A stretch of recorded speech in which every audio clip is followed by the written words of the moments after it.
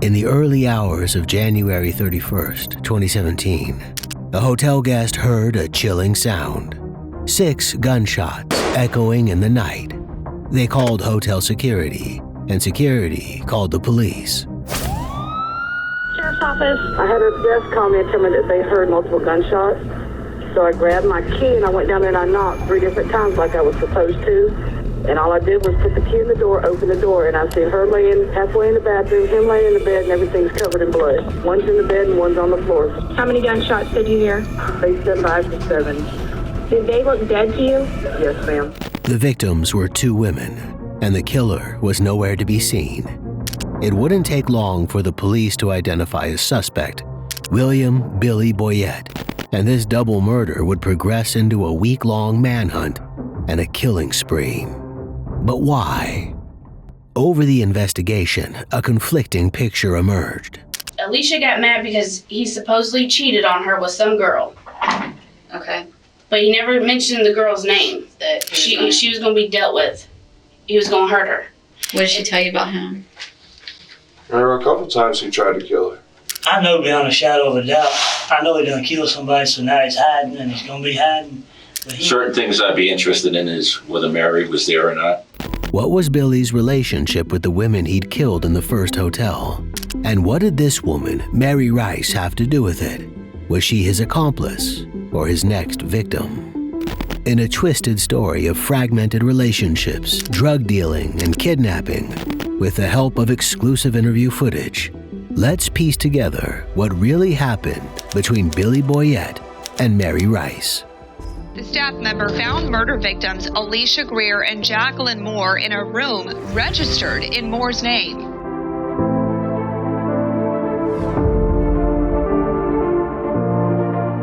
But I just couldn't understand that my mom was dead.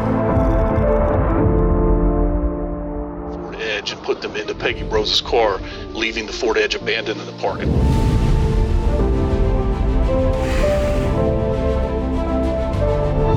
She was sitting leaning up against the dresser with her legs under the crib. She was facing the crib. This case takes us to Milton, Florida, the county seat of Santa Rosa County. It's a peaceful town close to Pensacola. And in temperate January 2017, none of its residents suspected it would soon become the center of a shocking crime spree. This included the guest at the Emerald Sands Inn, woken up by a sound they never expected to hear that night: gunshots. Security went into the room and discovered 2 dead bodies, those of 39-year-old Jacqueline Moore and 30-year-old Alicia Greer. The scene was a mess. There was blood all over the bed sheets and splattered over the wall and the bathroom floor. Both women had been shot dead. The investigators started looking into these women's known associates, and they didn't have to look far. Alicia Greer had an on-again, off-again boyfriend, a 44-year-old man named Billy Boyette. Her relationship with him was tumultuous, to say the least. They'd started dating a few months earlier, around Thanksgiving 2016. In that time, she'd accused him of behaving abusively more than once, even putting her in the hospital. This made him a prime suspect in Alicia's murder.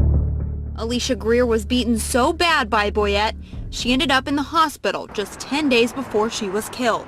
With Billy nowhere to be found, the investigators instead contacted another of his girlfriends, Bethany Lutz. They'd started dating in September 2016 and broke up that same November, around the same time he got together with Alicia. Any particular reason or what happened with y'all's relationship? He started doing dope and he got abusive and I couldn't stick around. I couldn't handle it. I felt like it was either stay and maybe lose my life one day or leave, and I left. Okay. So you said he started doing dope. What kind of dope was he doing? Ice. Anything else? He smoked spice, but it's the ice that makes him crazy. Okay. You said that he started getting abusive. Tell me about that. The first time I was sitting on the toilet in the bathroom and he come in and hit me in the head. I don't even remember when it was over. So he just came in and hit you in the head? Yeah.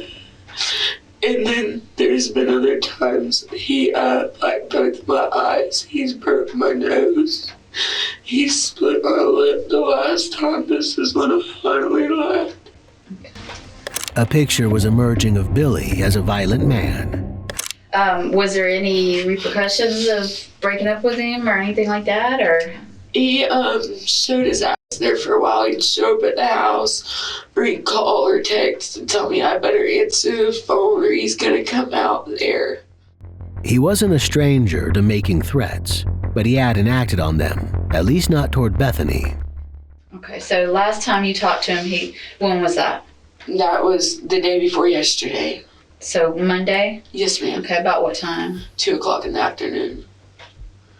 And you talked to him on the phone? Yes, ma'am. And I also talked to his girlfriend, Alicia, too. Alicia? I had never spoken with her before, but he put her on the phone with me, and he was telling me to tell her don't lie or it makes it worse, and don't run or it makes it worse. Bethany had managed to leave Billy, but it seemed Alicia was still trapped in the cycle on Monday, January 30th, the day before she was murdered. The investigators knew this was significant. He told me, he said, look, he said, I want you to tell Alicia it's not good to lie. What happens if you lie? And I said, you get your ass beat. Okay. And when he told you that, at that point in time, he handed the phone to Alicia? I don't know if he handed it to her or had it on speakerphone. And then he also said, he told Alicia, he said, see this girl right here, she can at least run some game. He said, you're a retarded slow. Here's some notes. So he told her that she was a retard? Yeah. How do you know it was Alicia in the car with him? I don't know if they were in a car or where they was. All I know is I talked to him on the phone and I know it was Alicia. Because he said talk to Alicia for a minute, and he told me that, I don't know how true it is, he said that he had touched her face up and it stabbed her and she had reported him. And then all of a sudden the testimonies changed and they said that they just thought that the suspect looked like him, but it wasn't him. So in other words, he was saying, well, that he beat her or whatever. So on the phone, he said that he had touched her face, you said? Yeah, he told me that he had touched her face and he had stabbed her. Okay. But he said that it had been reported and the cops didn't do anything about it. And I don't know exactly why they didn't do anything. All I know is he said that it had been reported and he was laughing because he got away with it. On January 19th, Billy had apparently attacked Alicia, beating and choking her, holding her hostage, and stealing her car. She went to the hospital and reported the incident to the police. When she was discharged from the hospital, she stayed with her mom for a few days. But it wasn't enough to keep Billy away. Now it seemed he wanted Bethany to help convince Alicia to drop the charges. Bethany, scared of her ex-boyfriend, did what she could and got off the phone. She did shed light on the couple's conflicts, however. She knew that Billy was into the drugs trade. He told me that she had stole $2,000 from him in spice. That was a couple weeks back. Where do you think he'd be right now? I'm going to be honest. I don't think that Billy, like I said, Billy's very smart. I don't think that he would stick around here, knowing that, because he's not stupid, he's going to know that y'all are looking for him. And I don't think that he's going to be anywhere around here. You said you can't remember anybody that was telling you that he had gotten a gun back in December? I can't remember exactly who it was. I just know that some people had messaged me and said that Billy had a gun, to be careful. The pieces were falling together. Billy Boyette had a gun, a vendetta, and a history of violence, specifically toward his girlfriend, Alicia. A witness had also spotted him outside the hotel room that same night. It was becoming clear that he was the one who'd killed her. As for Jacqueline Moore, she was a friend of Alicia's who'd been keeping her company at the hotel as Alicia hid from Billy. She'd simply been in the wrong place at the wrong time. And now, Billy was on the run. His mother had rented a dark-colored SUV, which had been seen at Emerald Sands Inn on the night of the murder. She'd rented it in Alicia's name. The police believe that this was the car he had escaped in, and they tracked it across state lines to Lillian, Alabama on February 3rd. And in Lillian, this case would transform from a single domestic murder into something far larger. 52-year-old mother Peggy Brose was coming home from a night shift at the Baptist Hospital in Pensacola after a long night working. It was about 7:15 a.m., and her husband was at home, asleep in bed. He wouldn't wake up until 8 a.m. But by then it was too late. Peggy was already dead. She was shot in the face in her own driveway, coming home, and her car was stolen. The dark-colored SUV was spotted leaving the scene. It was Billy who'd killed her, but he couldn't drive two cars at once. He had to have an accomplice. Billy had a past littered with criminal charges, including 2 other allegations of domestic violence. In 2014, a woman had accused him of hurting her and then retracted the statement. The same happened in 2015, when a woman called 911 and whispered that her boyfriend, Billy Boyette, was trying to kill her. But she had outstanding warrants against her, and she absconded before she could testify. The investigators talked to another of Billy's associates, a woman who'd known him most of his life. She'd driven him around a few days before the killings at the hotel, and said that Alicia had been angry with him because he'd been cheating on her. Okay, he said that he got a hotel room at Emerald Sands a couple weeks before he asked us to drive him, and Alicia came and met him, and then she left and that girl came, and then Alicia came back and caught her. Caught her with him? Yeah. And you don't know who this girl is? He never said no name. Despite Billy's long and violent history, he kept starting new relationships. Who was this other woman? Was she involved in his crimes? Maybe not. On February 3rd, the same day as the murder of Peggy Brose, and 3 days after the killings at the hotel, a woman named Mary Rice was reported missing by her family. Many of her friends had contacted them after the Emerald Sands Inn shootings, fearing Mary had been one of the victims. This wasn't just paranoia. They had reason to be afraid. Mary was a known associate of Billy Boyette. More than that, she was his next girlfriend. The last text message Mary's family received from her was on February 1st at 2:18 p.m. She said she was okay and would come home by February 3rd. No one heard from her again, and when she didn't reappear, her family called the police. They thought Billy had kidnapped her, or worse. And it was true. Mary was with Billy. She was seen on a surveillance camera in Crestview, Florida, in a Walmart. She bought a sleeping bag, hand warmers, and 2 boxes of ammunition. This could have been to defend herself. Maybe she was on the run, fearing she was next. But Billy was only waiting in the car outside. Further surveillance footage captured the two driving around together in Lillian, first in the dark-colored SUV, and then later in Peggy Brose's stolen white Concorde. The dark-colored SUV was found abandoned about 3 miles from Peggy's home. Mary Rice was now a person of interest in the case of Billy Boyette. But was she an accomplice or a hostage? Born in 1979, 37-year-old Mary Rice was a Florida native. The mother of 3 kids, she worked at the local Dollar General and didn't have much going on in her life. Her brother was in prison, as was her friend Herman. She wrote to them regularly. And then, someone else got in touch. Billy was in prison with Herman and her brother. I even have the letter that, they sent me from the jail. He seems like a good guy, you won't ride him. So I wrote him a couple times. Well, I talked to my brother on the phone one day, and from prison, and he said, quit riding him. You need to end ties with him. Mary's brother knew Billy was bad news.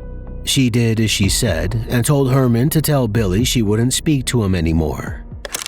Well, when Billy got out, he kept trying to contact me and stuff and everything. But we really didn't have. Did he try to contact you over the social media or by phone or? Facebook. He comes over, found out where I stayed. He came over with breakfast. He was really nice. I didn't know what to do in there in my house by myself. you know. So I let him in. Do you recall what day that was? Just a couple of days prior to all this. I mean, literally, just a couple of days prior to all this. Billy went from pen pal to an active presence in Mary's life, and things were soon to escalate.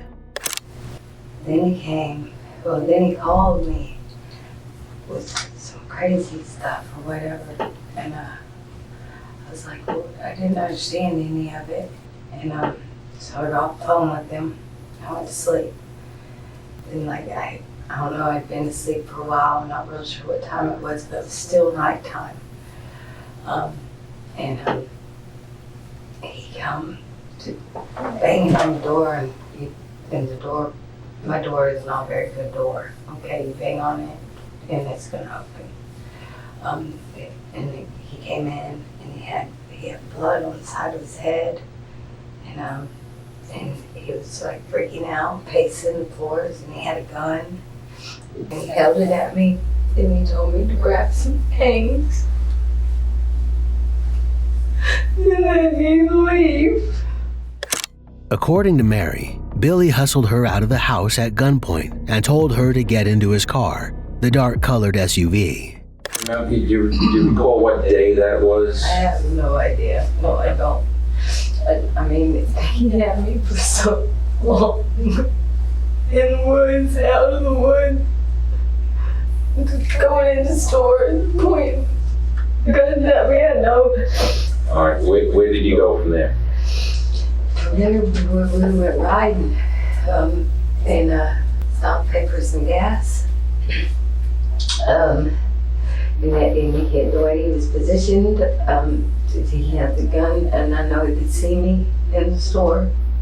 And he already had blood on the side, on his head. So he made you go in and pay for the gas? He kept saying it was an accident, it was an accident, it was an accident, and then he'd go quiet. And then he just had this wild animal look to him. Billy made Mary go into stores to buy gas, ammunition, and other supplies. His accomplice at gunpoint, she said she had no choice. He makes this little drink thing, I don't know what he puts in it. He makes me drink it and it knocks me out. He got violent when she didn't do what he said, or even when she did. You actually stopped and paid the toll? He did. Okay. He was, then he was mad. And then he was hitting on me again. Saying it was all my fault. We were on camera. What was your fault, dear? Oh, all this is my fault. Is what he kept telling me. He kept telling me he was going to kill my kids. All he had to do was make a phone call. He was going to kill me if I didn't do what he said. Take a deep breath, Mary. You're okay right now. Just take a deep breath. He's a monster. He was serious. This man was serious. He's serious. He's a monster. He's serious about everything he says. Everything he says, he's serious. Billy used threats and drugs to control Mary, his unwilling partner in his escape from Florida. She said they camped out in the woods for a while. Then Billy realized they needed a new ride. They were fatefully close to the house of Peggy Bros.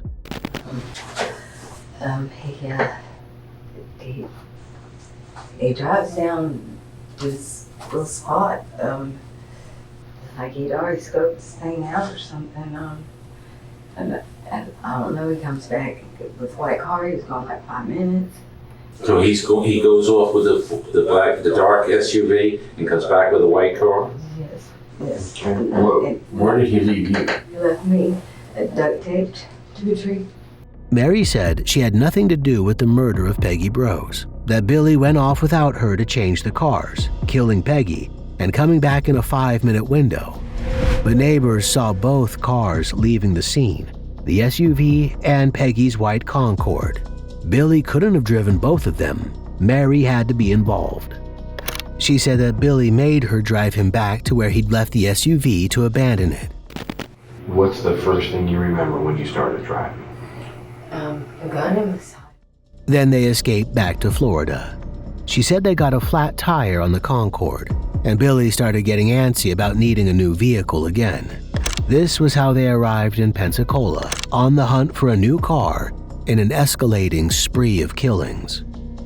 28-year-old Kayla Crocker had no idea what was coming. Born in Pennsylvania, she lived in Florida since she was a teenager, and she was the mother of two, a 6-year-old daughter and an 18-month-old son. On fateful February 6th, Kayla didn't turn up at work, and she didn't drop her son off at his daycare. Fearing the worst, her family investigated and found her in her house, murdered. But she wasn't laying, she was sitting. She was sitting leaning up against the dresser with her legs under the crib. She was facing the crib. Kayla had been tied up with shoelaces and a white rope and shot in the head. She was still alive when her mother found her, but she died in the hospital shortly afterwards. Roseanne, a lot of pain now for 4 different families here on the Gulf Coast. Now, Kayla Crocker was just 28 years old, a mother of 2 children, a 2-year-old boy and a 6-year-old girl.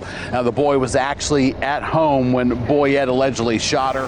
Her toddler son had been in his crib the whole time, in the same room as his mother was murdered. Mary and Billy had been spotted on a local man's game camera the day before, only a few miles away from Kayla's trailer. The police also found Peggy's stolen Concorde abandoned near Kayla's home, and her own white Chevy Cobalt was missing. This was the same MO, shooting a woman in the head to steal her car. Mary maintained that she hadn't had an active role in the crime. He made a cross, makes me go around the trailer.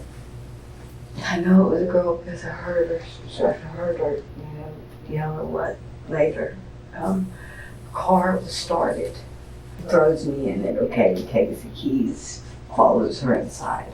I hear a gunshot. So, was she outside when you guys first got there? I know. It Because was, you like, said it was like she started the car and went inside.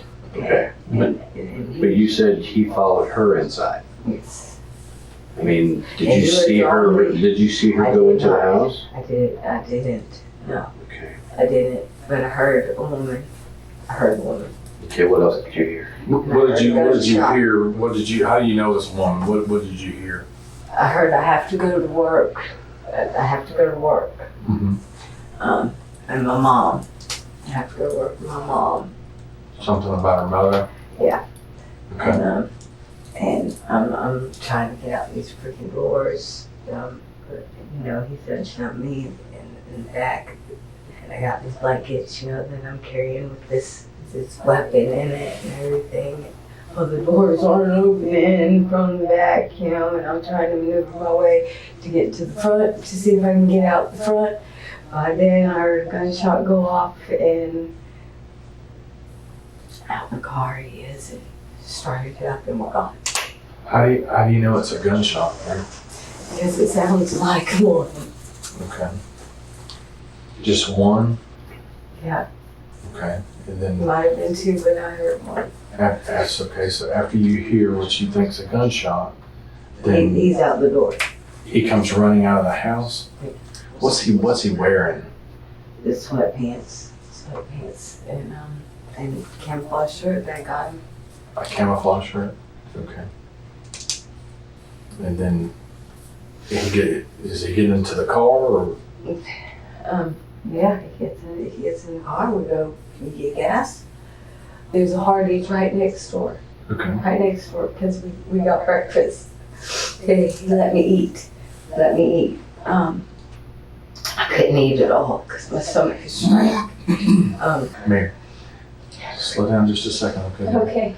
Let's go back to the gas station where you got the gas. Tell me about that. Okay, She said Billy fled the scene to another motel, this time in West Point, Georgia, but their crime spree had gone on long enough.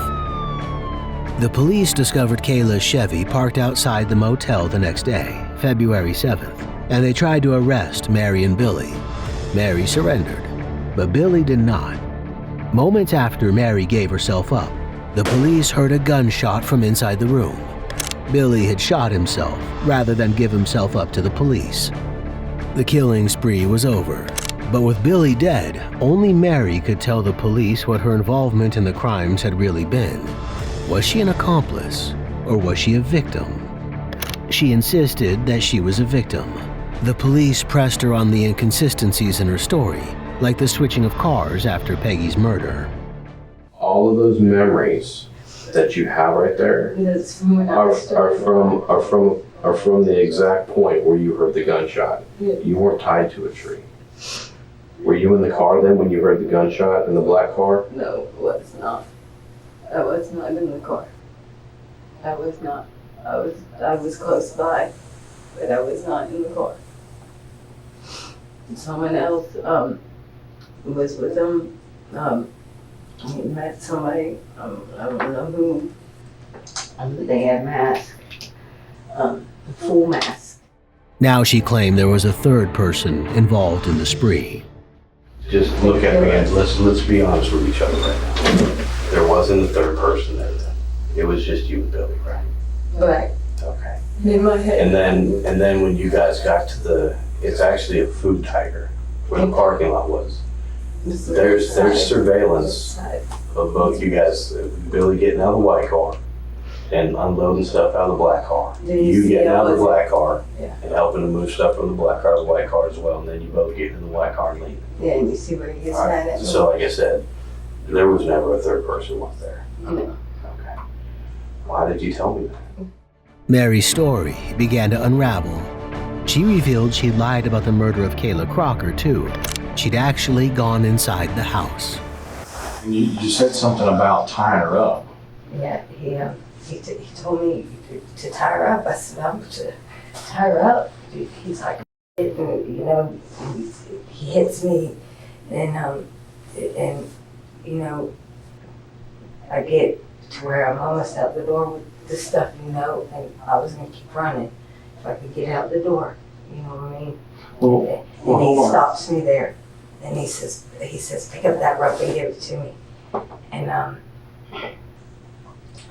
looking at the girl and I say, I'm so sorry. I'm sorry. She admitted that she'd been inside the house and she'd helped Billy tie Kayla up, but she maintained that she'd done it under duress. So you didn't help tie her up at all? In the back, I tied a little bow, I mean, to where she could get out. Okay, Where she could get out. Did he ask Come you? on now, you know what I mean? The investigators weren't convinced. With gun, no doubt. They'll never hurt anybody ever again. Mary, each one of us as an investigator, we're worried about your family as much as we're worried about the victims that we're representing and their family.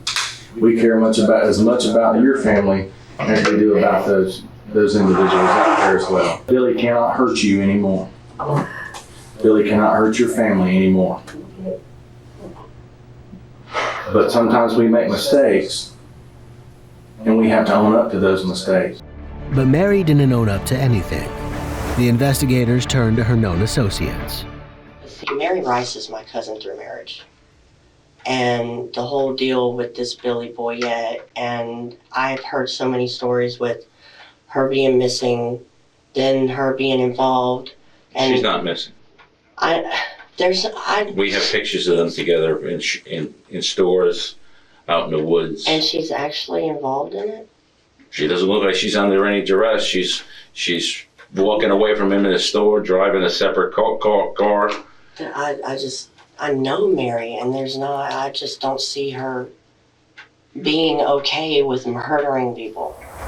But the police didn't agree. They charged her as an accomplice in Billy's crimes, and she was taken to court on counts of first-degree murder and accessory after the fact to first-degree murder. While in prison awaiting her trial, she wrote several letters to friends, family, and boyfriends. On February 14, 2017, she wrote, "I did meet a true monster, and thank God I lived through it. I do not deserve to be locked in this cage." She also wrote to one man, "I will be home this year, a lot sooner than everyone thinks. Just sit back, watch my magic work." But at trial, Mary didn't work any magic. The prosecutors revealed text messages between her and Billy from January. From Mary Rice to William Boyette. The date is again January 10th, 2017. It says, "I need them, keeps me from wanting to kill people." Next. It wasn't clear what this referred to, but it didn't portray Mary as innocent or harmless. The jury was asked to weigh the evidence of Mary and Billy's ongoing relationship and the many opportunities she'd had to escape during their time on the run. The prosecution also brought in the interview footage of many of the pair's associates, including Billy's many criminal associates who were still in prison. One of them told the police how Billy had bought a gun from another friend and how Mary had been involved. But he did say that he resided with Mary and Boyette at that Mary's house. Yeah, he said it's even on his, when he was on probation, that's where his address was residing at. Mary and Billy had apparently been living together, and he didn't keep her away from his criminal associates. Far from an innocent abductee, she seemed to have been embedded in his criminal business. While on the run, she said he'd made her handle his drugs, getting high every day and drugging her so she wouldn't escape. Whether she was used to dealing with his drugs or not, there had been no real danger of her escaping, because she was a willing participant in the crimes. The jury found her guilty of murder in the first degree and accessory after the fact, pertaining to all 4 murders. They determined that she hadn't fired a shot herself, but she was guilty nonetheless. She was sentenced to life in prison for the murder and 30 years consecutive for accessory after the fact on September 28, 2018. Sentence. Count 1 of the indictment, I'm going to adjudicate her guilty. I'm going to sentence her to life in state prison. She'll have $518 in court cost. She will get credit for 577 days in jail. On count 2, I'm going to adjudicate her guilty. I'm going to sentence her to 30 years state prison. That'll be consecutive to count 1. That'll be the judgment sentence, or she'll get credit for 577 days. That'll be the judgment sentence of the court. She has 30 days in which she can appeal. If she cannot afford an attorney, one will be appointed. The Court of Appeals a year later upheld her sentence. Billy Boyette was a bloodthirsty killer who strung a trail of women along after him. He killed Alicia Greer because of drugs, or because he didn't want her to testify against him. Jacqueline Moore was in the wrong place at the wrong time. Then he went to Mary Rice for help, and she agreed to help him. And the 2-state murder spree began. As of 2018, Mary Rice has yet to be tried for the killing of Peggy Brose in Alabama. It's unclear whether charges are still pending. She remains in prison to this day, while Billy Boyette died without ever facing a courtroom. What do you think about this horrifying story? How far was Mary really involved in the spree? Let us know your thoughts in the comments below. Until next time, stay safe, keep up with our channel, and we'll see you very soon on the Decoder.